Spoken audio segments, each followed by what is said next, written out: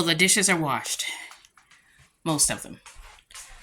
I put away the pots and pans. I still have to put these away. I just let my dishes air dry. I don't like having the towel all wet when I'm done. I still have a few more dishes to clean because I just got finished cooking. I just ate me some of my chicken that I baked with some cream of mushroom and brown gravy. And yeah, that was good. So I still have the floor to clean, get the garbage out, but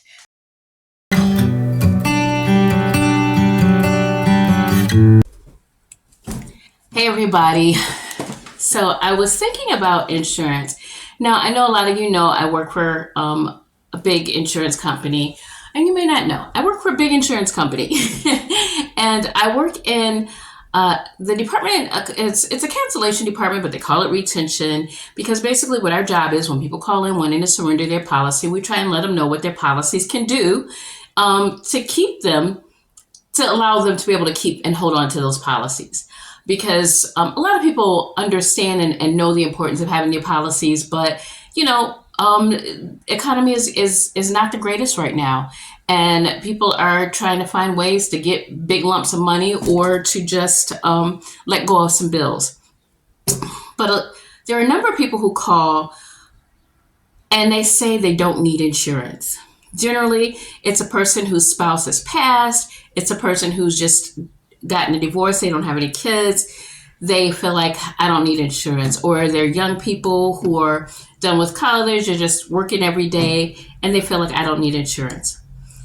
I just want to say everybody needs insurance. The question isn't, do I need insurance? The question is, how much insurance do I need and for what purpose? And that is where the issues lie in, as far as how people feel like they're being cheated by an agent. Well, of course, agents want to make money. Their commissions is based off of selling policies. However, they are also licensed by the federal government, and they're not out there to get you. They're out there to help you protect what's yours. Insurance protects the lives of the living, even though the living is making that fund off of the person passing. So that's what term life insurance is about. Term is how to get a lot of money for a little bit of premium, because most of the time term policies do not pay out. They just don't. They're a what if kind of scenario. And if you pass, how will your family cover that $10,000 to $25,000 funeral costs? And yeah, that's what it costs nowadays. Now you can buy your pre-purchase your plot and so forth, and that's going to come with its own little ramifications later on. But for the most part, those are your two options. Either pay a lump sum ahead of time and pay for your funeral, the minister, the place you're going to have the ceremony, the cremation, if that's how you're going to go, or you get a policy to cover that. And right now, an average of $10,000 to $25,000 for your typical funeral is the cost. So that's so you do not leave that burden on your parents, on your sister, your brother, your cousin, your friend, whoever's left who knows you, to take care of that.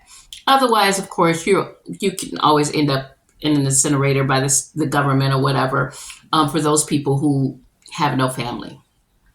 It's one of those things. I don't even know. I haven't even researched how that works. I might have to do that one day. What happens if you don't have family?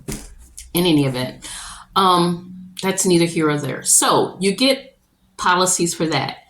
You get a policy small enough or large enough to take care of that. And those are inexpensive. You can even get final expense policies where it's just to cover that. It's just a basic, no bones, cut and dry policy to take care of your funeral. It doesn't come with any bells or whistles. Final expense policies. Those are the way to go if you just want to take care of the expense of your body.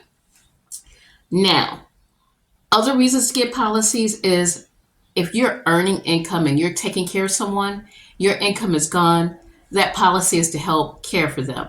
They may be grieving, they may not be able to work, they may have bills that you've been covering and they need to get education so that they can start working. So you get a policy to protect those people that are left over. Your wife, if she's working and if she's not working, she's taking care of the kids, she has to get back in the workforce. She needs time to grieve. She needs time to get some education and get herself back in the workforce to take care of your family that's left behind.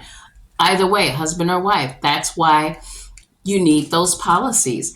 How much you get depends on what your income that you bring in and how much expenditures that you all have. So that is how you base your spending. Now, if you have a house, yeah, you get insurance on the house. So if anything happens to the house, that you can pay for getting it fixed or whatnot, but you also get insurance on yourself. So if you pass, that mortgage can be covered and your family is not left homeless. So that's why you get a life insurance policy, term life, and it would be a decreasing one. So as you pay off the house, the needs for the amount of money to pay off that house decreases.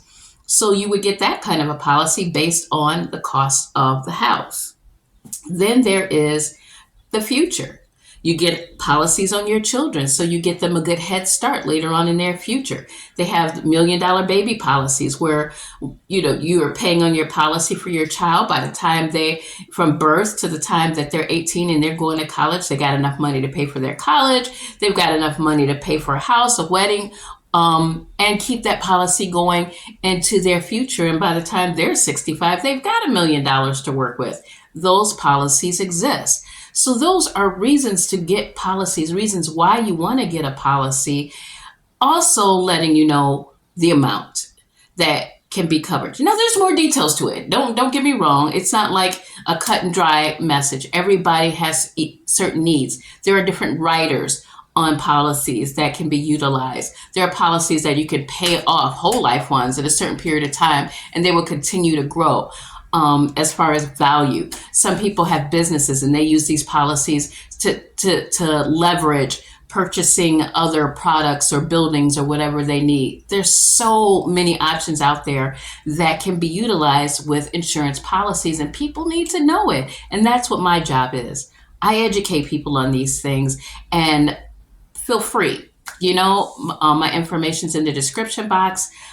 I can help you. My team can help you get what you need, answer questions, and I will continue to answer questions and different topics and videos that are coming up in the future. So feel free to leave questions that you may have, and we'll talk about those options. Now, that ends what I wanted to talk about today. It also ends my little video for today. I am going to get back to, fixing this house, because after a week of me not doing anything, it needs help. All right then, folks, and until next time, you keep smiling.